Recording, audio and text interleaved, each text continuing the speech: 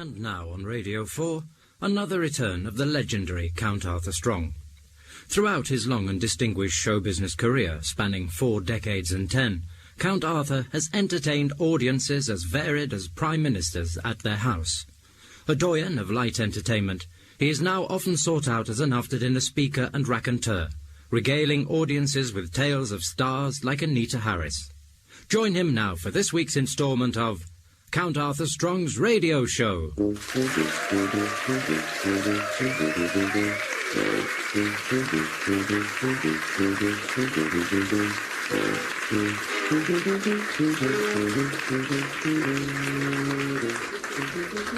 Cashier number 2, please. Oh, dear.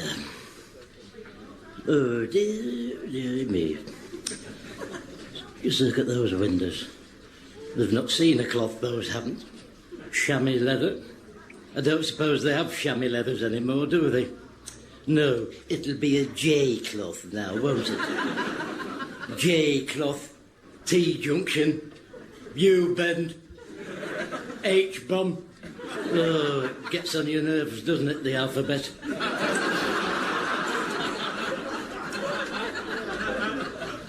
Letters. They might be all right for spelling. You try adding up with them. So, a needle pulling thread. Oh, that was a good film, that. The Germans chasing those singing children all over Australia.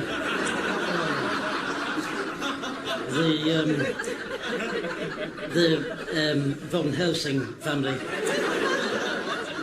Julie Andrews made them clothes out of the curtains.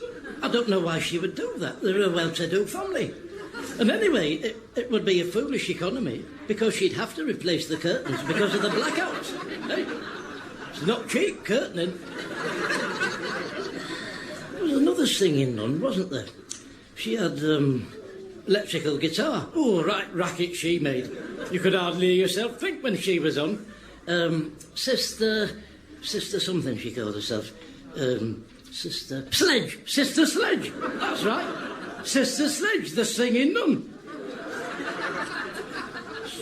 She was on Wogan, Julie Andrews. Oh, it was dreadful. Anyway, I thought nuns weren't supposed to talk. So, I don't know how that worked on Wogan. Must have got special dispensation from the primate. Pope John Paul George, and who was the other one? Ringo! Ah, yes, little Ringo. Cashier number 7, please. Oh, dear, a female deer, raise a drop of golden syrup. Me, my name. Cashier number 7, please. Long, mate, it's you. Hey, what do you mean it's me? I haven't done anything. He who dealt it, smelt it.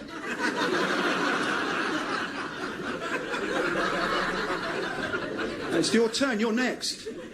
You right? Do you know where you are? Of course I know where I am. All right, where am I? Post office.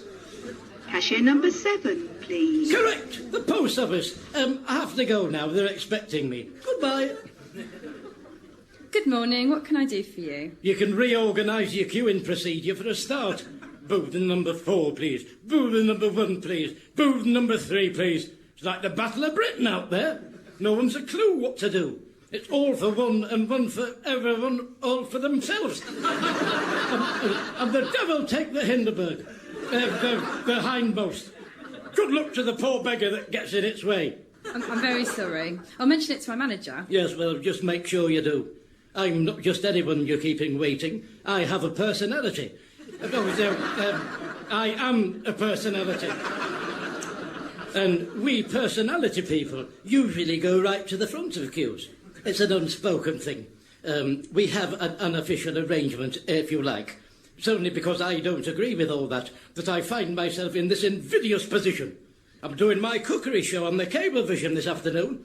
I could well do without having to listen to me all day. All this. To listen to all this. Are you on the television? Yes, I am, as if you didn't know. Why is it that you people always have to go through this silly rigmarole of pretending you don't know who I am? What programme is it you do? It's called On Your Marks, Get Set, Steady, Ready, Get Set, Leftovers. It's something like that. Look in the paper. I don't have time for all this constant hand-holding people expect me to do. And if you want to be on it, you'll have to write in through the usual channels. It's nothing to do with me. What side's it on? It's on the cable vision, and I wish people would stop asking me that. Don't think I've seen that. Well, everybody else has, so I don't know how you managed to miss it. Right then, now I've got your full attention, I'd like, oh, I've forgotten what I want now. I've been waiting that long. What was it? Oh, yes, 2 second-class wars, please. Second World Wars. Oh, second-class stamps. Stamps for letters. No need to look so surprised. Has nobody ever asked you for stamps before? I'd have thought that would be a basic part of your training. And that is the exact money, unless they've gone up while I was in the queue. Which wouldn't surprise me. Perhaps you'd express my displeasure to your manager on that front as well. Good day to you. Cashier number 4, please. The hills are alive with the sound... Oh, sod it. I'll be singing that flipping song all day now because of her at the post office. Hi. What do you mean, hi? Hello. Well, if you mean hello, say hello. Sorry, hello. Do you have a few minutes to spare for charity? Beg your pardon? You got a couple of minutes to spare for charity? Yes, I do, if it's anything to do with you. I'm known for my good works for charity, I am. I'm full of good deeds for the weedy. The needy. Do you know, I think I'm only truly happy when I'm surrounded by those less fortunate than myself.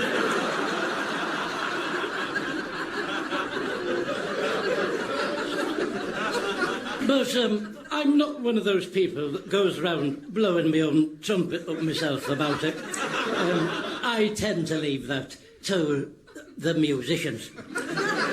Yeah, OK, that's great. So perhaps I could tell you a little bit about what it is I'm doing and why... Oh, it's not long since I was topping the bill at a benefit evening for my favourite charity of mine, which, incidentally, I'm a figurehead for. Oh, what is it? Don't tell me. Stop something. Dolphins, stop the dolphins. No, not stop the dolphins. Orphans, stop the orphans. No, you can't stop orphans, can you? You know, the one with the caliper on her leg. Dr. Barnum's houses or something. For goodness sake, I shouldn't have to stand here listing every charity for you. I'm a busy man. I'm only trying to do a good turn and help those better off than me. And worse off than me. I am one of the better off than me ones. You only have to look at me to know that about me. Right, OK, great. That's really good. Now, what I'm going... Oh, yes, I've raised a fortune for charity, I have. In fact, you know, a lot of them have nicknamed me Jack the Ripper because of my charity works. Jack the Ripper? Yes, you know, took from the rich to give to the poor. Sheriff and not... Oh, not Jack the Ripper. The other one. Errol Flynn doing him in the films. You know, he had the fight with little Long John Silver. Robin Hood, that's right. Robbed from the rich, gave to the poor. My goodness me. What's the education system like these days? You don't know about Jack the Ripper. They're robbing the Ripper. Hood! Jack the Hood! Oh, whatever his sodded name is. Anyway, all I'm saying is, and I think I speak for myself, when I say to you that if one of mine was an orphan, it would give me great comfort to know that I and people like me were out there doing their bit for it. And people like it. So, shall I put you down for a tenner then? What? No. I'm the one that's collecting for charity. Oh, there you are, you see. Another one that won't put its money where the mouths are. Streets are full of you lot. Listen, I did my national service for people like you, so don't come whinging to me about everything. Some people sleep in cardboard boxes, you know, while you're loading it around in your blue tabard. Hey, who do you think you are, King Charles II? Hey, well, let me tell you something about King Charles the Spaniel. The second, they had their heads chopped off. Henry VIII, the Wars of the Roses, who stuck them on the spikes of the Tower of London. Oh, yes, there was no Rolf Harris rescuing your pets in those days. You want to have a long, hard think about that before you accost the next passerby. Good day to you.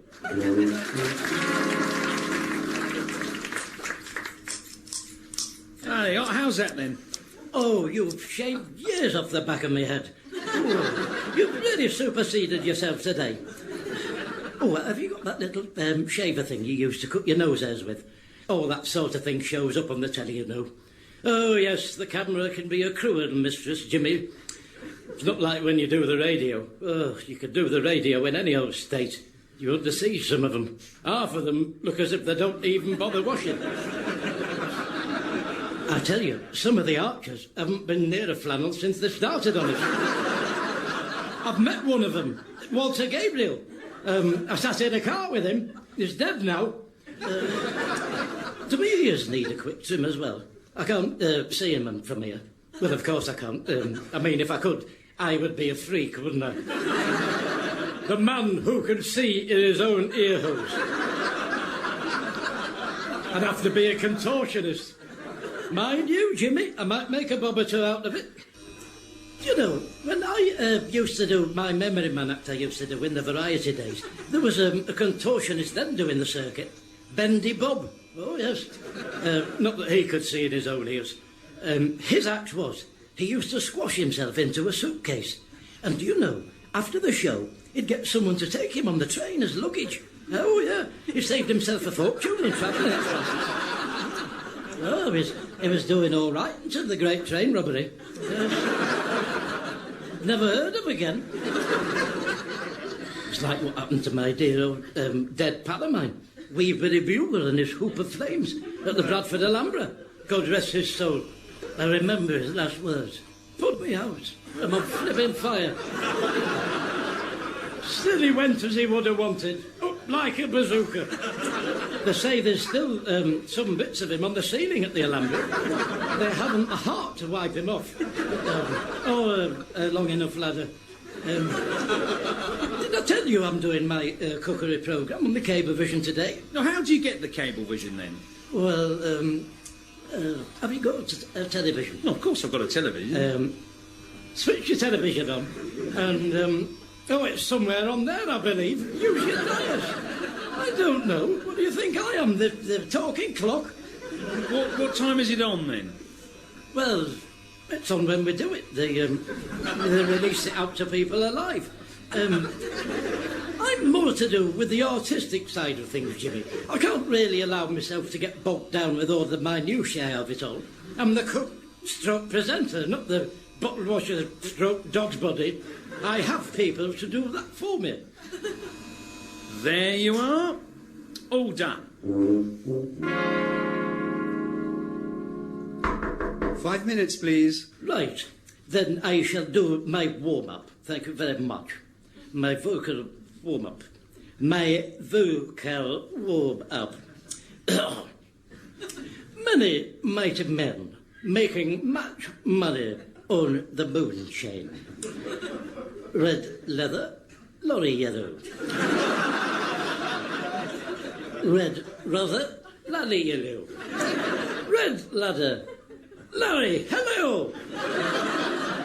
I rattled my bottles in, well, many mighty men making much money.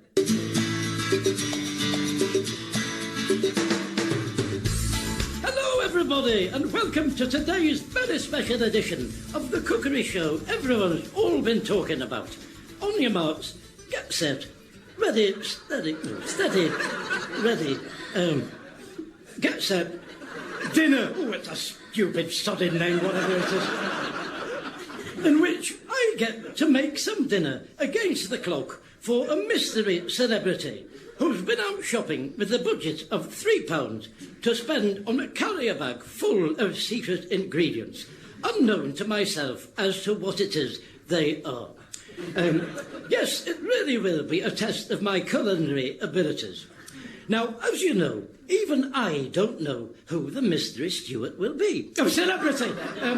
Who the mystery celebrity will be. And I can't wait to find out who he is. Or who she is. It might be a woman, we don't know that yet, do we? I haven't said his name yet. It might be Anita Harris, for all you know. Anyway, I can't wait to meet them both, whoever he is.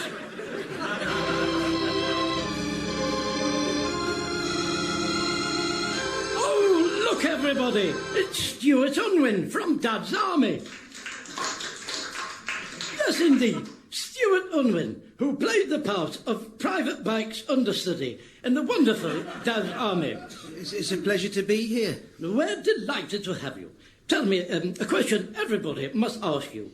What was it like being Private Pikes Understudy, Stuart? Oh, it was wonderful, Arthur. They were very happy days. And did you ever get to go on? No. Oh, marvellous. Well, we'll have another little story from you a bit later on. If you've got one at all. Now then, on to the matter in hand. Firstly, can I welcome you to the tabletop tennis, Cablevision idiot, and say a big thank you to you for finding the time to be with us in spite of all your Dad's Army commitments. Oh, that's all right. I don't really have any. I was never really in it. Oh, dear me. Play it up, will you? Oh, I do remember Arthur Lowe very well. Well, thank goodness for that. Now then, love to know, Stuart, what have you got in your carrier bag for me to cook up? Let's empty it out, and as the Cockneys would say, we'll have a butcher's hook. Hack.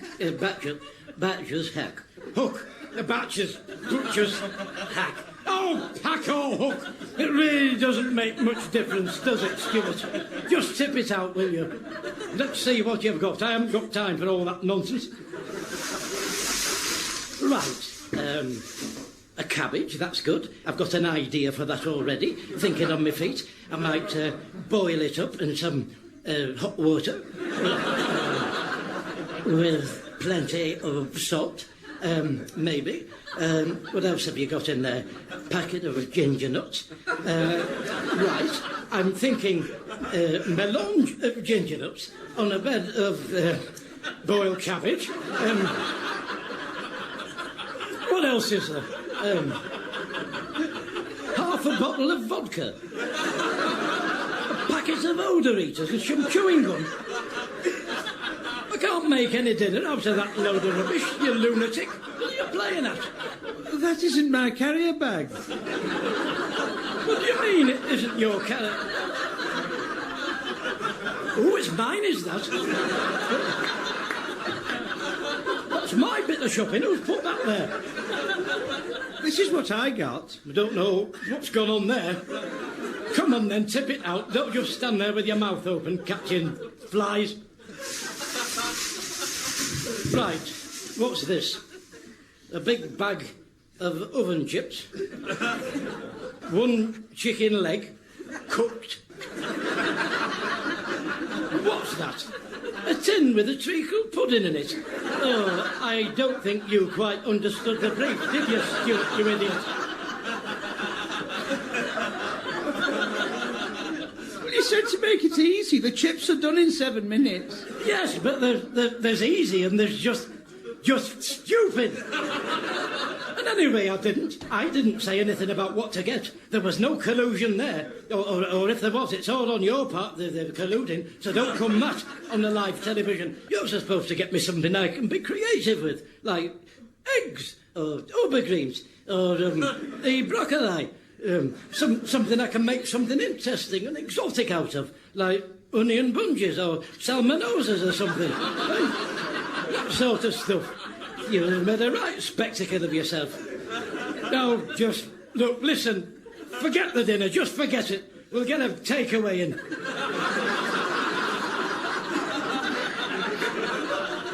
Shall I do my funny story? Not yet, just keep quiet.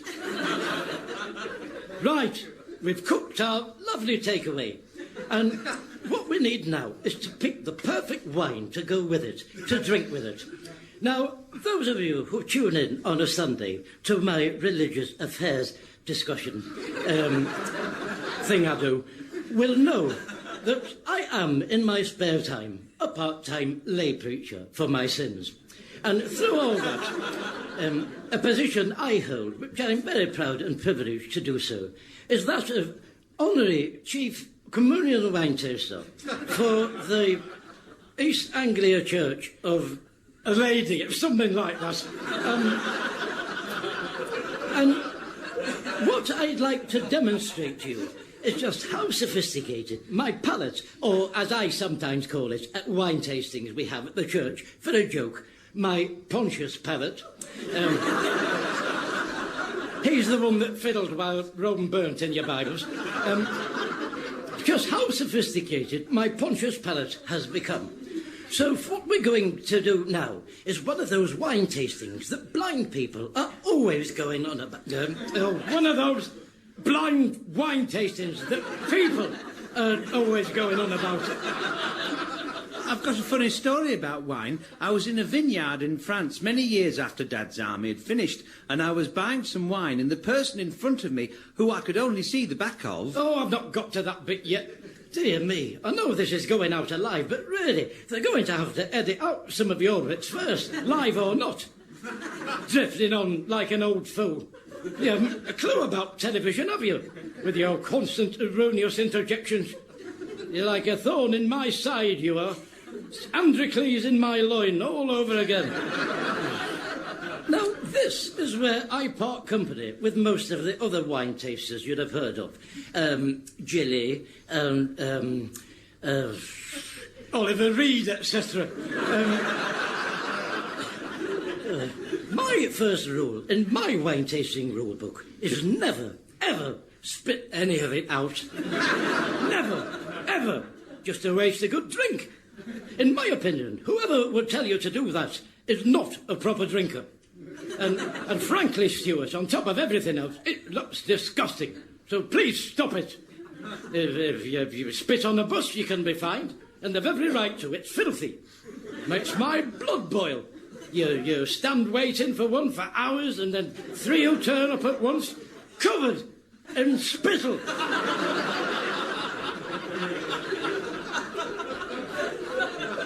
Right then, let's have a little sip of wine number A.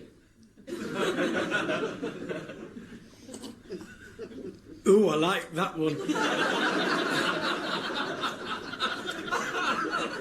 Wine number B.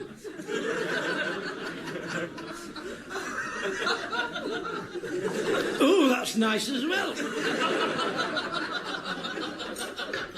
Wine number C. Oh, now, well, this is interesting, this. Because the third one tastes a bit like the first one and the second one. But with a third taste to it as well. Tell you what, let's have another little sip of one of them, just to see if I concur with what it is I'm saying. I was once in a vineyard in France, and when I was in the shop, the person in front of me, I thought I recognised the sound of his voice. Excuse me, thank you. I'm halfway through something here. It's hardly headline news, is it, to be stood in a queue behind Iggy Pop? Eh? Now then, when you've shaken hands with Ed Stewart in Summerfields, then you've something to write home about, Stuart. So, wine number A.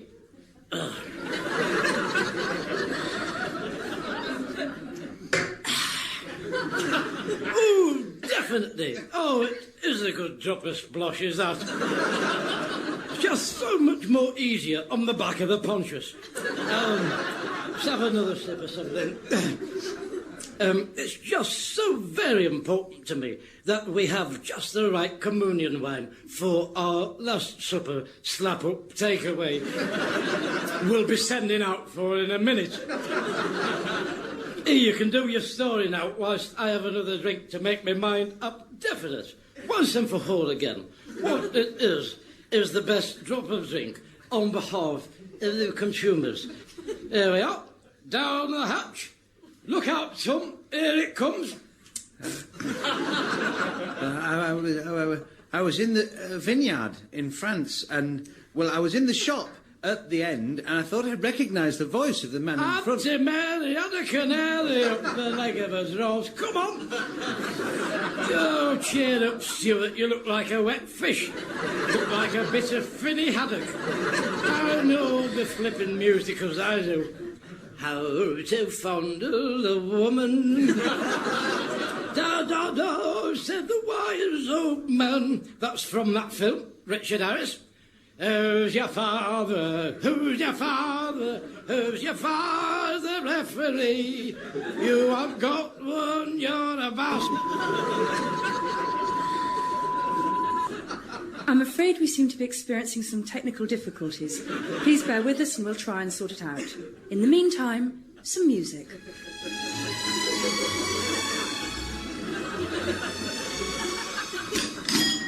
Oh, here he is. How did the show go then yesterday?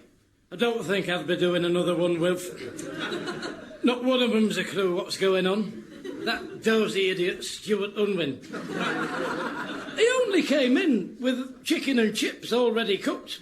Apart from the chips, we had to send out for the Chinese. Well, it'll have saved you a job, won't it? Yes, Wilf, it did save me a job.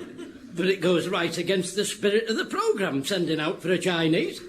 I'm supposed to look at what they bring in and say what I'm going to make with it. Anyway, they want me to do another programme now instead, more suited to my area of expertise. Oh, what's that then? Lolly in the Loft. It's about people who have a lot of rubbish upstairs they've had for years and are sentimental about. I go in and value it, and then we have a car boot sale. If there's anything left, we pour petrol over it and it gets burnt. Then all the friends come round and have a barbecue on it. It's about moving on. It's what they call psychological. What's the best sort of meat for a headache? I was reading in one of the magazines in the shop that a rasher of bacon can sometimes help get rid of a headache. Or was it backache? Or was it back bacon is good for the rash? Oh, sod it, I'll have a lamb cutlet.